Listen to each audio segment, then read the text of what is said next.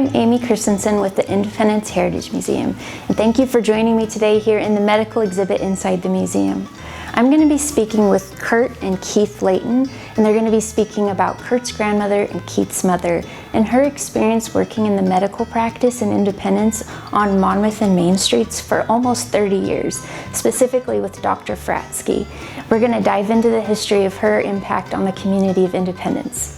Dr. Clifford A. Fratzke and his wife Fern moved to Independence from Iowa in 1935 by the request of Fern's cousin, Dr. George Knott. The two doctors practiced in Independence for many years. During World War II, Dr. Fratzke wanted to sign up for service, but was turned down because he was blind in one eye, the result of a childhood mishap involving a firecracker and a wood stove. During the war, he worked all hours, day and night. Dr. Fratzke's practice changed to Portland at OHSU and then the Tuberculosis Hospital in Salem. Oregon led the Northwest in the fight against tuberculosis.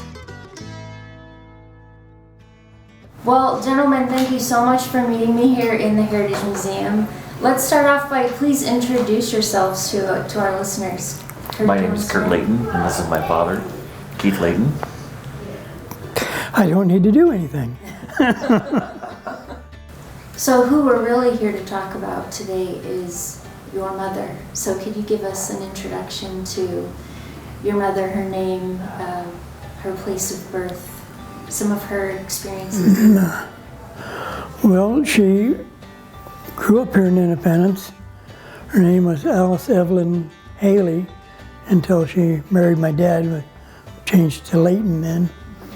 But she grew up down on, I guess it'd be 9th or 10th Street down there along the railroad tracks next to the sawmill.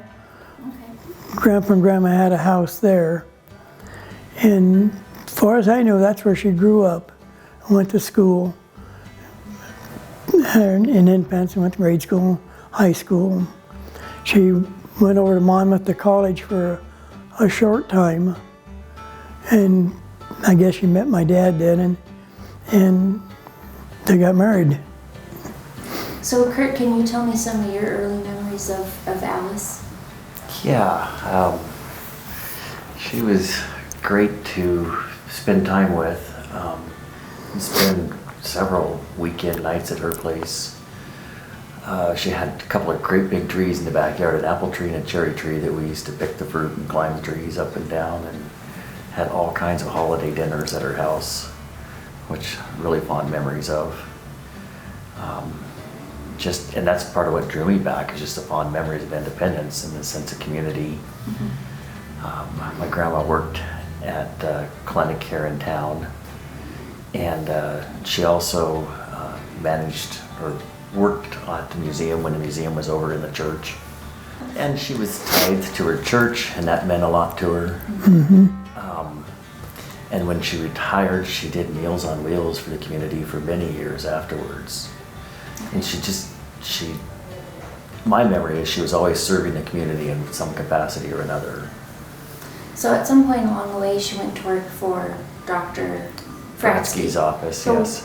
Can you remind us where Dr. Fratzke's office was? It's right behind where Taylor's used to be. Okay. Between Jimmy's yes. and Taylor's? Between Jimmy's and Taylor's. Okay. Jimmy's E's. And was it there the whole time that she worked there, do you remember? I believe so. Okay. I remember times I'd get hurt on the weekends and my parents would bring me over and she'd open up the clinic and put on butterfly bandages.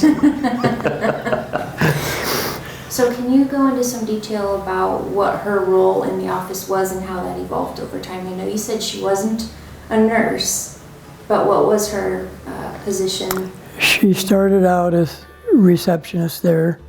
When people would come in, she'd greet them and take the information for the doctor. Where it went after that, I don't know. And then the bookkeeper retired, and so they moved her over there, bookkeeping and office manager. And she was there for probably, I don't know, many years doing bookkeeping, and she'd do everything she could to make sure the insurance companies paid the bill so the patient didn't have to pay so much. And Well, do you remember much about Dr. Fratzke? Yes, I remember Dr. Fratzke.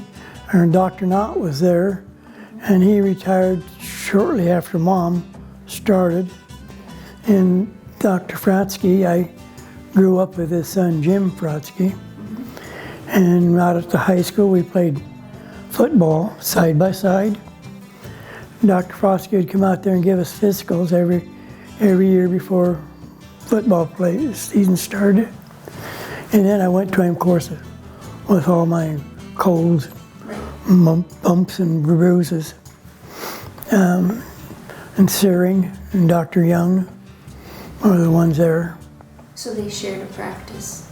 Yeah, they shared the practice. I don't believe there's any more than 3 of them there at one time, 3 doctors, and one would retire and they'd get another one in there. I do remember stories of after she retired going back and helping the next generation managing the office down there, going in on her time to help them out. I know, Kurt, you've talked to community members who have memories of her administering their shots, and so it sounds like she did a little bit of everything. And this was before, about what year would this have started that she was in Dr. Fratzke's? I was probably about 6th grade, Okay. graduated in '55. So how far back would that be?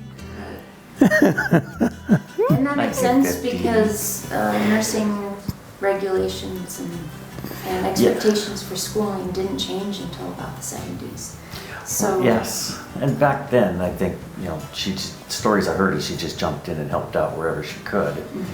And on the Heritage Society board, one of the board members remembers Alice giving her shots for immunizations and had very fond memories and Right. nice things to say, how she comforted her.